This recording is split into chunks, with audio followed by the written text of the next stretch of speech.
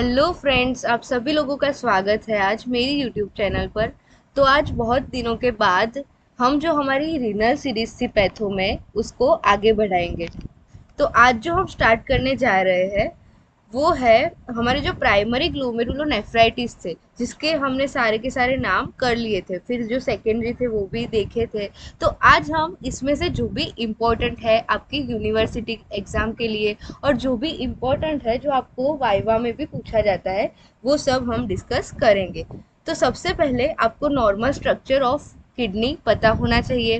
Then उसके क्या types है, फिर एंटीजन का पूरा जो कॉन्सेप्ट था जो हमने आगे के लेक्चर्स में कवर किया था वो सब आपको पता होना ज़रूरी है। तो सबसे पहले चाहिए और वो सारे लेक्चर्स देख लीजिए। ओके, तो हमारा जो ये स्ट्रक्चर था ये किसका कट सेक्शन है, फिर वो प्राइमरी सेकेंडरी हेरिडिटरी क्या होता है, फिर इम्यून कॉम्प्लेक्स क्या है, प्लांटेड एंड फिक्स्ड एंटीजन क्या है, वो सब हमने आगे कवर किया है। तो आप सबसे पहले वो देख लीजिए और ये जो कट सेक्शन है वो अभी मैं आपको फिर से रिवाइज करवा देती हूँ। ओके, तो सबसे पहले ये जो हमारा है वो एफ्रंट आर्टेरियोल है और ये इफ्रंट आर्टेरियोल है। ये जो है वो है बाउमैन की कैप्सूल। ओके, आपको ये दिख रही होगी, ये पूरी बाउमैन की कैप्सूल है। ओके, तो यहाँ पे हमारा जो सबसे अंदर के साइड का ये जो लेयर है उसे हम इंडोथेलियम कहेंगे। फिर ये जो ये वाली लेयर है ये पूरी की पूरी उसे हम इपिथीलियम कहेंगे, यानी कि ये भी हमारी इपिथीलियम हुई। लेकिन जो ये वाली है, एक मिनट, ओके, ये वाली है उसे हम विसरल इपिथीलियम बोलेंगे और जो ये वाली है उसे हम पेराइटल इपिथीलियम कहेंगे। ओके, तो आपको ये पता होना ज़रूरी है। ये है हमारी इंडोथेलियम और ये इन दोनों के बीच में जो हमारी है वो है हमारी बेसमेंट मेम्ब्रेन। तो आपको इतना पता होना ज़रूरी है। तो अगर हम इसका कट सेक्शन लेंगे तो वो कुछ ऐसा दिखेगा। तो ये जो है हमारी इंडोथेलियम, फिर हमारी ये पोडोसाइट यानी कि epithelium and then basement membrane. Okay, तो आज हम स्टार्ट करने जा रहे हैं हमारी प्राइमरी ग्लोमेरुलोनेफ्राइटिस। ओके, जिसमें सबसे पहले हम देखेंगे एक्यूट जीएन यानी कि एक्यूट ग्लोमेरुलोनेफ्राइटिस। तो एक्यूट जो है उसे हम दूसरे कई नामों से जानते हैं। तो आपके एग्जाम में पूरा आपका जो 10 मार्कर है वो पूछा जाता है, उसमें आपको लिख कर आएगा पोस्ट स्ट्रेप्टोकोकस ग्लोमेरुलोनेफ्राइटिस। तो आपके नाम में ही आपको मीनिंग पता चल गया होगा।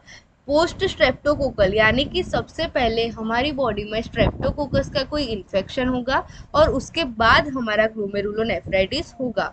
तो उसकी पूरी पैथोजेनेसिस क्या है वो बहुत ही इम्पोर्टेंट है। तो सबसे पहले आपका ये केस में पूछा जाता है। तो आप याद रखो कि आपके जो केस की हिस्ट्री है वो टिपिकल क्या होगी।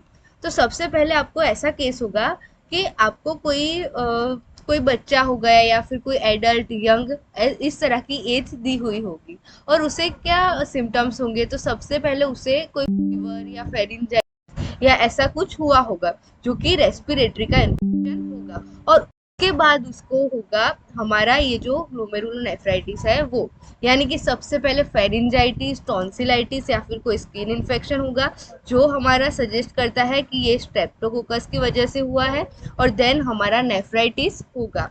ओके, तो सबसे पहले इसका जो पैथोफिजियोलॉजी है वो क्या है तो वो हम देखते हैं। तो जो हमारा स्ट्रेप्टोकोकस है वो हमारी बॉडी के लिए एक एंटीजन की तरह से काम करता है। ओके, तो वो एक एंटीजन है। तो क्या होगा कि ये जो स्ट्रेप्टोकोकस के एंटीजन है उसकी विरुद्ध की एंटीबॉडी हमारी बॉडी में प्रोड्यूस होती है। जब भी कोई एंटीजन जो बाहर से आता है, कोई फॉरेन सब्सटेंस, तो उसे हमारी बॉडी क्या करती है, एलिमिनेट करने का ट्राई करती है। तो उसकी वजह से वो क्या करेगी, एंटीबॉडी फॉर्म्स करेंगी। तो ये एंटीजन और ये एंटीबॉडी ये दोनों के कॉम्प्लेक्स बनेंगे और वो जो सारे कॉम्प्लेक्स बनते हैं वो हमारे डिपॉजिट होंगे कहाँ पे, हमारी इस मेम्ब्रेन में। यानी कि जो हमारा ये इंडोथेलियम, इपिथेलियम और बेसमेंट मेम्ब्रेन होंगी उसमें डिपॉजिट होंगे। तो क्या होगा कि ये जो भी डिसीज है जो कि मैंने आपको यहाँ पर बताई थी, हमारी ये जो 9 डिसीज है उसमें सभी जगह ये जो 3 बेसमेंट मेम्ब्रेन, इपिथेलियम एंड इंडोथेलियम, उसमें से कोई भी एक जगह पे ये एंटीबॉडी एंटीजन के कॉम्प्लेक्स डिपॉजिट होते हैं। तो वो कौन सी जगह पर डिपॉजिट होते हैं उसकी वजह से हमें कोई सिग्निफिकेंट जो हमारे एक्सरे और जो हमारे अल्ट्रासाउंड है उसमें हमें देखने को मिलता है। तो आप पहले ये वाला देख लीजिए। तो यहाँ पे क्या होगा, जो हमारा पोडोसाइट वाला लेयर था ये वाला, उसमें हमारे एंटीजन एंटीबॉडी के कॉम्प्लेक्स डिपॉजिट हो रहे हैं। ओके, तो ये पहले तो हमने इसे बोल दिया प्लांटेड एंटीजन। इसे हमें प्लांटेड क्यों कहते हैं, क्योंकि मैंने आपको ये आगे बताया था कि हमारे पास दो टाइप के एंटीजन होते हैं, एक है फिक्स और एक है प्लांटेड। तो वो कैसे होंगे, तो जो प्लांटेड एंटीजन होंगे वो बाहर के एंटीजन आएंगे, और जो फिक्स होंगे वो हमारी किडनी के ही एंटीजन है, यानी कि सेल्फ एंटीजन है। तो यहाँ पे मैंने आपको पहले ही बोल दिया कि ये स्ट्रेप्टोकोकस की वजह से होता है, यानी कि एंटीजन है वो फॉरेन है, तो ये हमारे प्लांटेड एंटीजन में आएगी। ओके, तो आपको क्या क्या याद रखना है, पहले तो इटियोलॉजिकल एजेंट। तो हमारी एक्यूट के लिए इटियोलॉजिकल एजेंट होगा स्ट्रेप्टोकोकस। फिर हिस्ट्री, तो हिस्ट्री में हमारा क्या होगा कि जो टॉन्सिलाइटिस, फेरेंजाइटिस या फिर रेस्पिरेटरी या फिर स्किन का कोई इन्फेक्शन, देन वो कहाँ पर डिपॉजिट हो रहे हैं एंटीजन एंटीबॉडी, तो हमारे होंगे डिपॉजिट यहाँ पे पोडोसाइट में। तो पोडोसाइट यानी कि उसे हम कहते हैं सब इपिथेलियल डिपॉजिट्स। तो आपको ये 3 पॉइंट तो याद हो गए, पहले इटियोलॉजी, फिर प्लांटेड एंटीजन, फिर सब इपिथेलियल डिपॉजिट। तो ये जो हमारे डिपॉजिट हुए यहाँ पे सब इपिथेलियम, उसकी वजह से क्या होगा कि हमारा जो पूरा का पूरा नेफ्रॉन है उसका स्ट्रक्चरल चेंज होगा। तो वो जो चेंज आएगा उसकी वजह से हमें फ्लिया बीटन किडनी देखने को मिलेगी। तो हम जब ग्रॉस में किडनी का स्पेसिमेन देखेंगे तो हमें क्या देखने को मिलेगा, फ्लिया बीटन किडनी। देन हम लाइट माइक्रोस्कोप में अगर इसका स्पेसिमेन देखेंगे तो हमें क्या देखने को मिलेगा, तो हमारा जो पोडोसाइट वाला जो पूरा का पूरा था वो क्या होगा, तो हमें हम्प ऑफ कैमल टाइप का अपीयरेंस देगा। तो इसी वजह से हम इसे बोलेंगे लंपी बम्पी हम्पी डिपोजिशन। और इन्फ्लामेशन की वजह से क्या होगा, जो हमारा ग्लोमेरुलस है उसमें इन्फ्लामेटरी सेल आएंगे, फिर सेल्यूलरिटी इंक्रीज होंगी और ग्लोमेरुलस की साइज भी इंक्रीज होगी। तो आपको ये 3 अपीयरेंस याद रखने हैं। एक तो जो इन्फ्लामेशन का है जो सभी में कॉमन रहेगा, फिर ग्रॉस अपीयरेंस तो फ्लिया बीटन किडनी होंगी, और फिर होगा हमारा सब इपिथेलियल डिपॉजिट जो हमें हम्प ऑफ कैमल अपीयरेंस देगा, जिसे हम कहते हैं lumpy bumpy humpy deposition. Okay, और ये जो हमारा फ्लिया बीटन किडनी हमें मिल रही है ग्रॉस में, वो क्यों मिलेगी, क्योंकि यहाँ पे इन्फ्लामेशन हो रहा है, उसकी वजह से कैपिलरी का ब्रेकडाउन होगा और उसकी वजह से यहाँ पे हमें हेमरेजिक स्पॉट्स देखने को मिलेंगे। ओके, तो ये हमारा लाइट माइक्रोस्कोप हो गया, फिर हमारा इलेक्ट्रॉन माइक्रोस्कोप हो गया। तो आपको कौन कौन सी फाइंडिंग लिखनी है, तो सबसे पहले हमने इटियोलॉजी देखी, फिर प्लांटेड एंटीजन वाला, फिर सब इपिथेलियल डिपॉजिट वाला, फिर ग्रॉस में क्या दिखेगा वो, फिर लाइट माइक्रोस्कोप में। तो लाइट माइक्रोस्कोप में हमने जो स्टेनिंग से देखा वो, और इलेक्ट्रॉन माइक्रोस्कोप में हम डिपॉजिट्स देखते हैं। तो आपको इतने पॉइंट्स पता चल गए। फिर हम देखेंगे क्लिनिकल फीचर्स।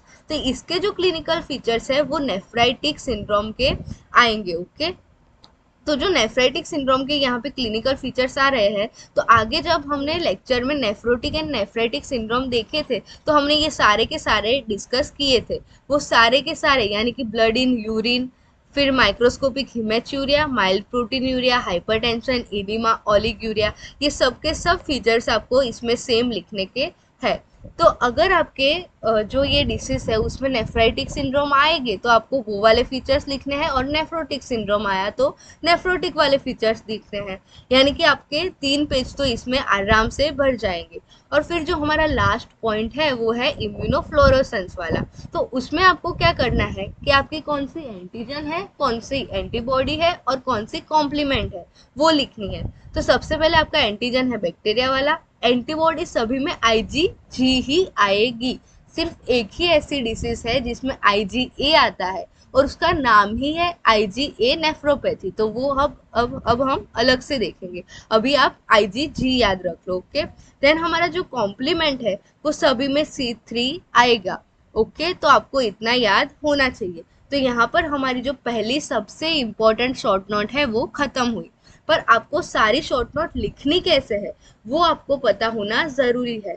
तो एक बार फिर से मैं आपको सभी जो हमारे पॉइंट्स है वो सारी की सारी डिसीज में कैसे आएंगे वो बता देती हूँ। ओके, तो आप अच्छी तरह से ये याद कर लीजिए।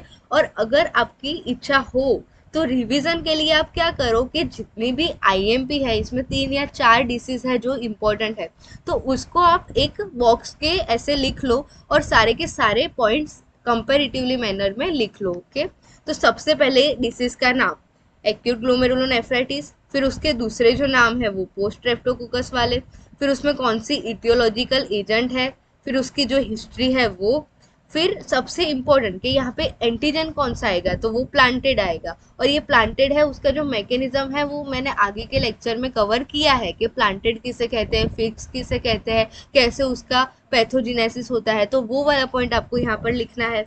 फिर जो हमारा ये डिपॉजिट्स है सब इपिथेलियम, वो भी मैंने आगे कवर किया था कि पूरा स्ट्रक्चर कैसा होता है, उसमें कहाँ पर डिपॉजिट होता है, तो हम इसे क्या बोलते हैं, तो वो आपको यहाँ पे लिखना है। फिर इसकी वजह से इसका जो अपीयरेंस आता है, इसका ये डायग्राम आपको बनाना है। फिर जो gross light microscopy, electron microscopy, clinical features and immunofluorescence microscopy, आपको इतने पॉइंट लिखने हैं। तो उसमें हम लाइट में देखेंगे इन्फ्लामेशन का सब, फिर इलेक्ट्रॉन में देखेंगे हम डिपॉजिट्स का सब, क्लिनिकल फीचर्स यानी कि वो दो टाइप के होंगे, नेफ्रोटिक होंगे या फिर नेफ्राइटिक होंगे। तो यहाँ पर नेफ्राइटिक है, यानी कि हमने जो आगे के लेक्चर में नेफ्राइटिक के सारे फीचर्स देखे थे वो आपको यहाँ पे लिखने हैं। और जो इम्यूनोफ्लोरोसेंस है उसमें 3 पॉइंट आएंगे, antigen, antibody and complement. Okay, तो आपको इतना क्लियर होना चाहिए। तो यहाँ पर हमारा PSGN खत्म हुआ। अब हम आगे जो देखेंगे वो है हमारी ये वाली, जो इतनी सेकेंड और ये 9 तक इतनी हम देखेंगे। लेकिन ये बहुत ही इजी है, अगर आपको आगे के 3 लेक्चर अच्छी तरह से याद है तो ये बहुत ही इजी पड़ेगा। तो यहाँ से हम जो इसमें इम्पोर्टेंट है वो वाली देखेंगे, यानी कि रैपिडली प्रोग्रेसिव, मिनिमल चेंज, जो हम आने वाले वीडियोस में देखेंगे। तो जुड़े रहे हमारे साथ और चैनल को लाइक, शेयर और सब्सक्राइब करना ना भूले। Thank you very much friends.